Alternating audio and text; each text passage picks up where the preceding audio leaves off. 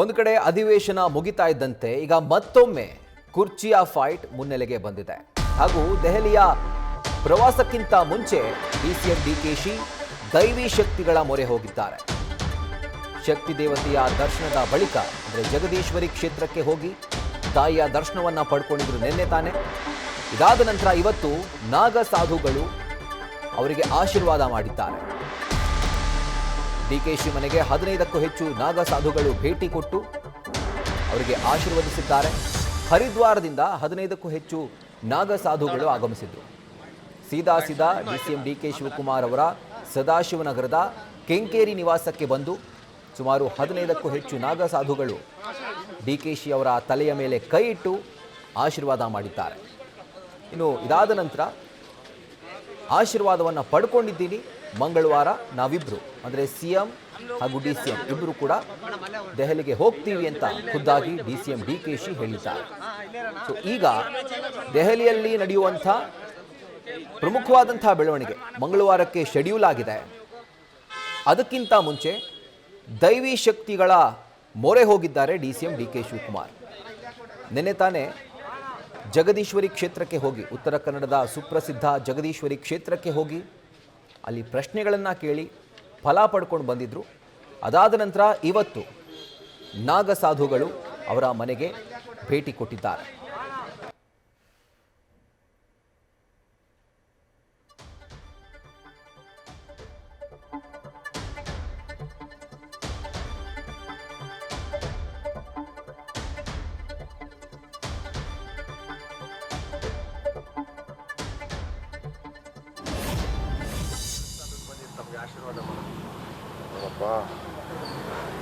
ಪಾಪ ಅವ್ರವ್ರದ್ದು ಏನೋ ಹುಡಿಕೊಂಡು ಬಂದು ಆಶೀರ್ವಾದ ಮಾಡ್ತಾರೆ. ನಾವು ಆಶೀರ್ವಾದ ಮಾಡೋಕ್ಕೆ ಬಂದವ್ರು ನಾವು ಮನೆಯಿಂದ ತಳ್ಳೋಕ್ಕಾಗ್ತದ? ಈಗ ನೀವು ಬಂದಿದ್ದೀರಿ, ನಿಮ್ಗೆ ಮಾತಾಡೋಕ್ಕೆ ನಂಗೆ ಇಷ್ಟ ಇಲ್ಲ, ಆದರೂ ಏನು ಮಾಡ್ತೀರಿ? ನಿಮ್ಗೆ ನಾ ಬಿಡೋಂಗಿಲ್ಲ, ನೀವು ಬಿಡೋಂಗಿಲ್ಲ. ಸೊ ಹಂಗೆ ಈ ಸಾಧು ಸಂತರು ಹಿರಿಯರು ಜನ ರಾಜಕೀಯದಲ್ಲಿದ್ದೀವಿ, ಎಲ್ಲ ಥರ ಜನನೂ ನಮ್ಗೆ ಬೇಕು. ಈಗ ಮುಜರಾ ಇಲಾಖೆ ನಡೆಸಲ್ವ ನಾವು? ಧಾರ್ಮಿಕ ದತ್ತಿ ಇಲಾಖೆ, ಮುಜರಾ ಇಲಾಖೆ, ವಕ್ಫು, ಚರ್ಚ್ಗಳು ಎಲ್ಲದಕ್ಕೂ ನಾವು ಸಹಾಯ ಮಾಡ್ತಾಯಿದ್ದೀವಿ. ಅವ್ರವ್ರ ಧರ್ಮ ಅವ್ರವ್ರು ಕಾಪಾಡ್ತಾ ಇದ್ದಾರೆ. ಜೈನ ಮುನಿಗಳಿದ್ದಾರೆ, ಅವ್ರದ್ದೊಂದು ವೇಷಭೂಷ ಭೂಷಣ, ನಾಗ ಸಾಧುಗಳದ್ದು ಒಂಥರ, ಬೇರೆ ಸ್ವಾಮಿಗಳದ್ದು ಒಂಥರ, ರಾಜಕಾರಣಿಗಳೊಂಥರ, ಕಾಕಿದೊಂಥರ, ಕಾವಿದೊಂಥರ, ಖಾದಿದೊಂಥರ, ಎಲ್ಲರದ್ದು ಅವ್ರವ್ರದ್ದು ಡ್ಯೂಟಿ, ಅವ್ರವ್ರಿಗೆ ಏನೇನು ಸಮಾಜ ಕೊಟ್ಟಿದೆ ಆ ಕೆಲಸ ಅವ್ರು ಮಾಡ್ತಾ ಇರ್ತಾರೆ. ನಾನು ಮಂಗಳವಾರ ಹೋಗ್ತೀನಿ. ಮಂಗಳವಾರ ನಮಗೆ ಸೆಂಟ್ರಲ್ ಗೌರ್ಮೆಂಟ್ ಅವರು, ವಾಟರ್ ಡಿಪಾರ್ಟ್ಮೆಂಟ್ ಅವರು ನಮ್ಮನ್ನ ಕರೆದಿದ್ದಾರೆ. ರೆಡಿ ಏನು ಹಲೋ ಇಂಟರ್ಲಿಂಕಿಂಗ್ ಆಫ್ ರಿವರ್ಸ್ ಬಗ್ಗೆ ಕರೆದಿದ್ದಾರೆ. ಆವತ್ತು ನಾನು ಹೋಗಿ ನನ್ನ ರಾಜ್ಯದ ಅನೇಕ ವಿಚಾರಗಳನ್ನು ಮಾದಾಯಿದು, ನಮ್ಮ ಕೃಷ್ಣ ವಾಟರ್ದು ಅವಾರ್ಡ್ದು, ಮತ್ತು ಮೇಕೆದಾಟು, ಮತ್ತು ನಮ್ಮ ಭದ್ರಾದ ಅಪ್ಪರ್ ಭದ್ರದು, ಇವೆಲ್ಲ ಕೂಡ ಪ್ರಸ್ತಾವನೆಯನ್ನು ನಾನು ಮಾಡ್ತೀನಿ. ಸರ್, ಹೈಕಮಾಂಡ್ ಏನಾದರೂ ಭೇಟಿ ಆಗ್ತೀರಾ ಸರ್? ಆ ಸಂದರ್ಭದಲ್ಲಿ ನೀವು ಸಿಎಂ ಇಬ್ಬರು ಜೊತೆಲಿ ಹೋಗ್ತೀವಿ ಅಧಿವೇಶನದ ಬಳಿಕ ಅಂತ ಹೇಳ್ತೇವೆ. ನಿಮ್ಗೆ ತಿಳಿಸ್ತೇ ನಾವೇನು ಮಾಡಲ್ಲ. ನಾನಂತೂ ಕದ್ದು ಹೋಗಲ್ಲ. ಅಲ್ಲ, ಅದಕ್ಕೆ ಏನಾದರೂ ಆಹ್ವಾನ ಕೊಟ್ಟಿದ್ದಾರಾ ಅಂತ ಸರ್? ಯಾಕಂದ್ರೆ 27ನೇ ತಾರೀಕು ನಮ್ಮಿಬ್ಬರಿಗೂ ಏನೋ ಹೇಳಿದ್ದಾರೆ ಅವರು, ಯಾವಾಗ ಕರೆಸ್ತೀವಿ ಅಂತ ಇಬ್ಬರಿಗೂ ಫೋನ್ ಮಾಡಿ ಹೇಳಿದ್ದಾರೆ. ಹೋಗ್ತೀವಿ, ಇಬ್ರು ಹೋಗದೆ ಇರಕ್ಕಾಗ್ತದ?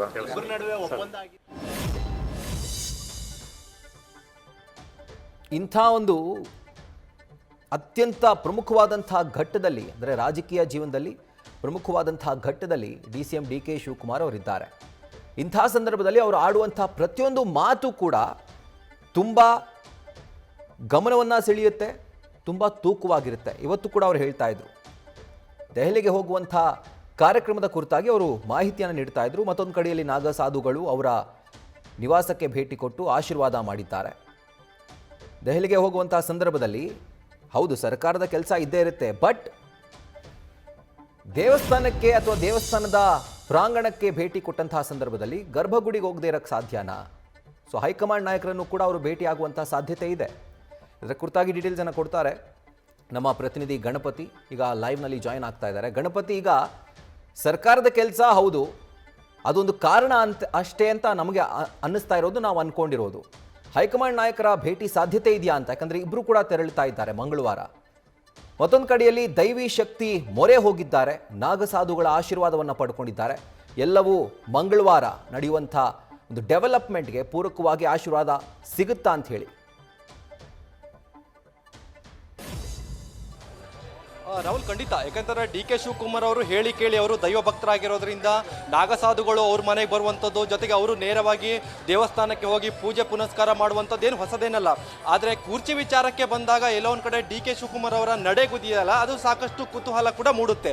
ಜೊತೆಗೆ ಇವತ್ತಿನ ದಿನಗಳಲ್ಲಿ ನೋಡೋದಾದ್ರೆ ಸಾಕಷ್ಟು ನಾಗಸಾಧುಗಳು ಅವರ ನಿವಾಸಕ್ಕೆ ಬಂದು ಅವರಿಗೆ ಆಶೀರ್ವಾದ ಮಾಡುವಂತಹ ಪ್ರಯತ್ನ ಕೂಡ ಮಾಡಿದ್ರು.